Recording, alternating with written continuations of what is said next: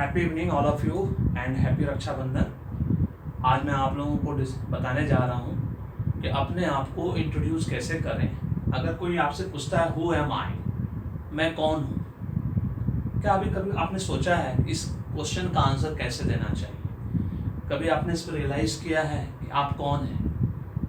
कभी आपने इस बात की जिम्मेदारी ली है, जवाबदेही ली है? कभी सोचा है इस पर? बहुत डीप थिंकिंग की ज़रूरत है। पूरी दुनिया में 99% लोग से अगर आप पूछेंगे कि आप कौन हैं, अगर आप किसी विद्यार्थी से पूछेंगे, स्टूडेंट से पूछेंगे, तो वो क्या बोलेगा? आई एम ए स्टूडेंट, है ना? बहुत अच्छी बात है, इसमें कोई बुरी बात नहीं है। किसी एग्जीक्यूटिव से पूछेंगे, बड़े पोस्ट पे है, तो बोलेगा भाई आई एम ए CEO, बहुत अच्छी बात है। एक्चुअली मुझसे जब पूछता था लोग आज से 15 साल 20 साल पहले, जब तक मुझे भी जानकारी नहीं थी इस वर्ड को कैसे डिस्क्राइब करना चाहिए, मैं भी अपने आप को बोलता था कि आई एम ए प्रोफेसर। इस तरह से I am a thinker, I am a creative thinker, I am out of box thinker, है ना, I am a critical thinker, बहुत सारा चीजें बोलने के लिए इस पर कि हु एम आई। क्या आप इसका एग्जैक्ट बता सकते हैं कि क्या प्रॉब्लम है, कहाँ प्रॉब्लम है? इस इंटरव्यू में पूछा जाता है डिस्क्राइब योरसेल्फ इन 3 वर्ड्स। आप अपने आप को 2 वर्ड्स में कैसे डिस्क्राइब करोगे, 3 वर्ड्स में कैसे डिस्क्राइब करोगे, सो दैट आपकी वैल्यू एम्प्लॉयर के सामने, जो HR मैनेजर आपका इंटरव्यू ले रहा है, मैंने पहले भी बताया पहले वीडियो में, है ना, पर्सनल इंटरव्यू जो होता है जब आप एडमिशन इंटरव्यू सिलेक्शन के लिए जाते हो, that is personal interview, always remember, है ना।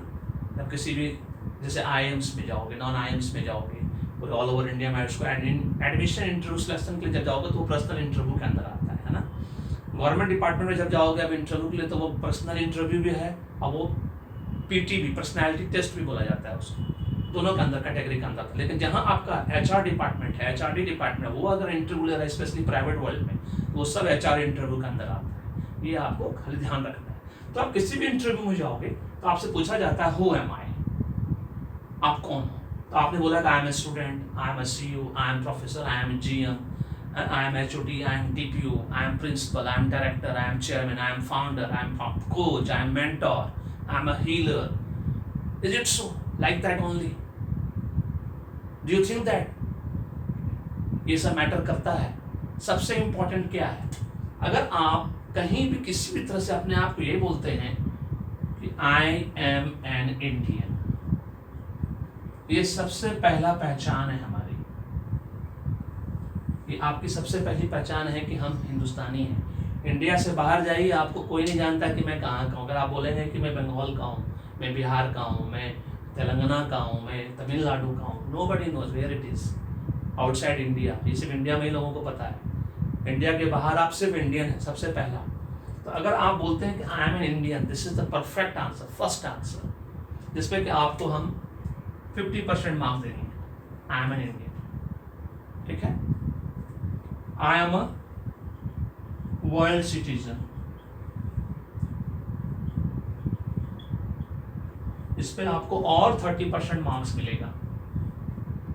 लेकिन 100% मार्क्स के लिए आपको I am an accountable and responsible world citizen, accountable and responsible. Accountable means क्या होता है? जवाबदेही। आप किसी के प्रति जवाबदेह हैं, आप आंसरेबल हैं, आपको आंसर करना होगा, है ना, दैट इज कॉल्ड जवाबदेही। और रिस्पॉन्सिबल मतलब जिम्मेदार, आपको जिम्मेदारी लेनी पड़ेगी पूरे वर्ल्ड का, पूरे वर्ल्ड, है ना, वर्ल्ड सिटीजन का, इंडिया का नहीं। बिल गेट्स क्यों इन्वेस्ट करते हैं इंडिया में, क्यों यहाँ के लोगों की मदद करते हैं? बहुत सारे लोग हैं विदेशी जो कि यहाँ हमारे देश में फाउंडेशन बना के पैसा लगा रहे हैं।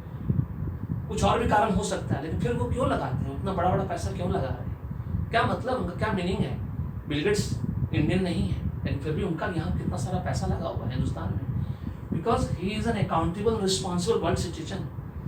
हम सबको कहीं ना कहीं अकाउंटेबल और रिस्पॉन्सिबल होना पड़ेगा, तभी बोलते हैं ना चेंज।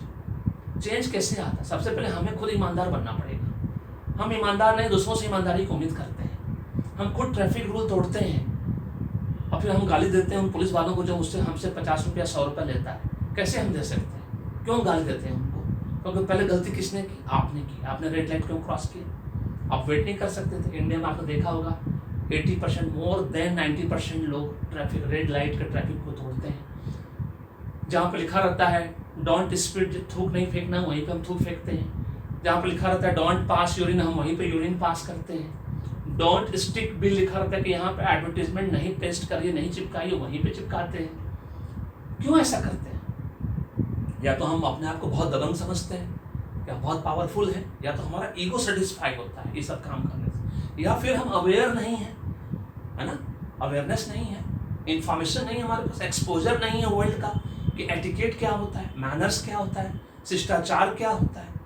ये सब चीज़ आज के डेट में आपको सीखना है, क्योंकि जो हम ग्लोबल जा रहे हैं, आप अभी जैसे हम इंडिया में हम लोग सब ऐसा करते हैं, है ना? सब रूल तोड़ते हैं, ट्रैफिक रेड लाइट को क्रॉस करते हैं, थूक इधर उधर फेंकते रहते हैं, कितना भी साफ सफाई का ध्यान, लेकिन जैसे ही हम विदेश जाते हैं हम सब सीधे हो जाते हैं। क्यों होते हैं सीधे? क्योंकि वहाँ एक सिस्टम है, फाइन सिस्टम, बहुत हैवी फाइन लगता है।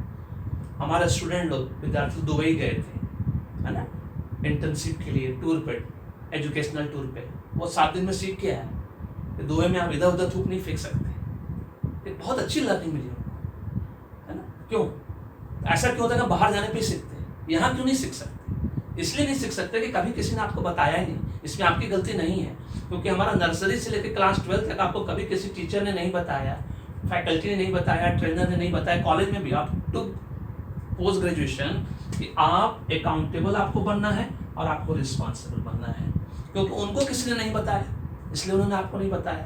तो ये सिस्टम का प्रॉब्लम है, एजुकेशन सिस्टम का प्रॉब्लम, ये आपका प्रॉब्लम नहीं है। क्योंकि हमारे एजुकेशन सिस्टम में बच्चों को मॉरल साइंस अब इंट्रोड्यूस किया गया कुछ साल पहले, अब इंट्रोड्यूस किया गया सॉफ्ट स्किल, पर्सनैलिटी डेवलपमेंट, है ना?